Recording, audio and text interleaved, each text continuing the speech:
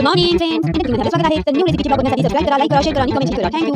तर आजचा मेनू आहे तांदूळ कुंद्र्याची भाजी. आज आपण शिकणार आहोत तांदूळ कुंद्र्याची भाजी. तर चला, सर्वप्रथम आपण भाजी छानपैकी निवडून घ्यायची आहे. भाजीचे पानं शेंडे काढून घ्यायचे आहे. पाणी कढईमध्ये गरम करण्यासाठी ठेवायचं आहे. भाजी 2 पाण्याने स्वच्छ धुवून घ्यायची आहे. पाणी गरम झालं, थोडं कोमट झालं की त्यामध्ये भाजी टाकायची आहे. मस्त हलवून घ्यायची आहे. पाणी कमी पडल्यास अर्धा ग्लास पाणी टाकायचं आहे. शेंगदाणे टाकायचे आहे आणि मस्तपैकी भाजी हलवून घ्यायची आहे. आणि तांदूळ कुंद्र्याची भाजी छानपैकी शिजू द्यायची आहे. पाणी आटत आलं की भाजी छान शिजते. या प्रकारे भाजीचं पूर्ण पाणी आटलं आहे आणि भाजी छान शिजलेली आहे. त्यामध्ये 4 चमचे बेसन पीठ टाकून मस्त भाजी बारीक करून घ्यायची आहे. म्हणजे पूर्ण भाजी बारीक करून मिक्स करून घ्यायची आहे. अशा प्रकारे ही भाजी पूर्ण डिशमध्ये काढून घ्यायची आहे.